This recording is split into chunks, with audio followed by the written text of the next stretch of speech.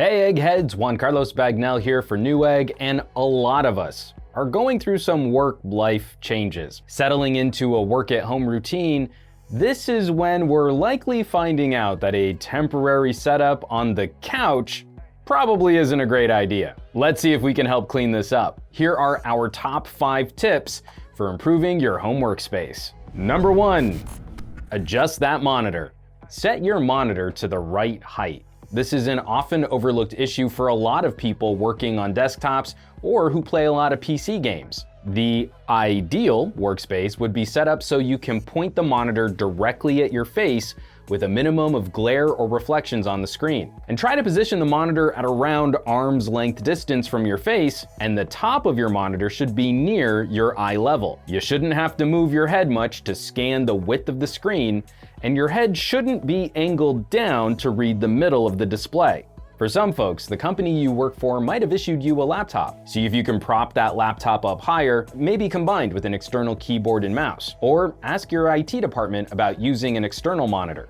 And while we're on the subject of posture, having a good adjustable chair with lumbar support can help you maintain proper body position after setting up your screen. Number 2, with all the Zoom video calls going on these days, a good webcam helps a lot. As mentioned in point 1, maybe you have a work laptop and you're finding that the built-in webcam just isn't getting the job done. Adding a webcam, especially one built for video conferencing, can help improve the look of your communication significantly. These add-on cameras will likely use higher quality sensors, have better microphones, and will often be more adjustable so you aren't forced to tilt your laptop display to get a good angle on your face. When setting up your workspace, try to avoid a location where you'll be backlit, which should also help reduce glare on your monitor. With a proper webcam and some attention to lighting, you'll show up to meetings looking a lot better than your coworkers. If you're a little bit more tech savvy, you might be able to repurpose some gear you already own. Using a USB capture card, you can hook up a camera with an HDMI output to use as a really high quality webcam and make those conference calls look a little bit more cinematic.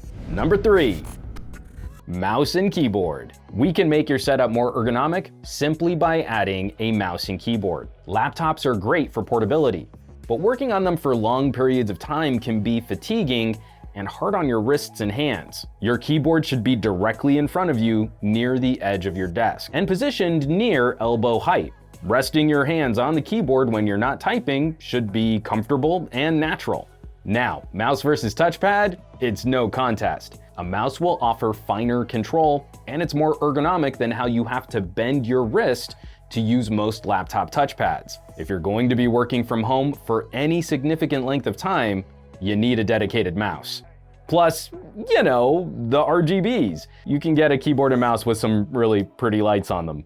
Number 4, a good headset means better audio for you and for your coworkers. Learn from the gamers in your life. How many video calls have you been on where other life sounds are interrupting the conversation? Maybe you live with a spouse or roommates, and your speakerphone setup is interrupting their workflow. A good audio headset is well worth the investment.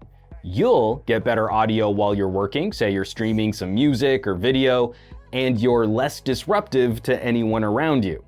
And the noise-canceling microphone on a gaming headset should pick up less noise in your environment when you're chatting with coworkers, so they get a less distracting audio signal too. As an audio snob, I can't overstate how much of a win-win a good headset can be.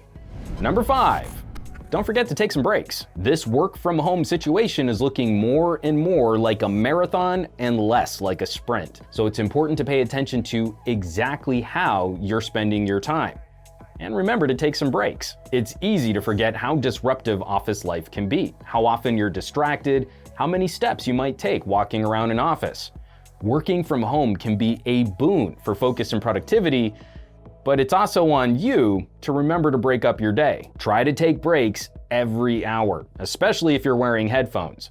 Shake out your arms, stretch those legs, try not to raid your pantry, but take a proper lunch break when you can.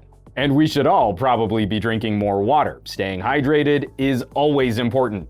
Okay folks, that's gonna do it for this video, our top 5 ways to improve your home workspace. If there are any tips or tricks that have worked for you, don't be shy. Drop some comments down below this video. Let's share some good information with our family and friends. And the Newegg team has pulled together some fantastic lists and kits to help folks out. In the description below, we'll have links to monitors, webcams, headsets, all the key technology you need to properly set up your work from home station.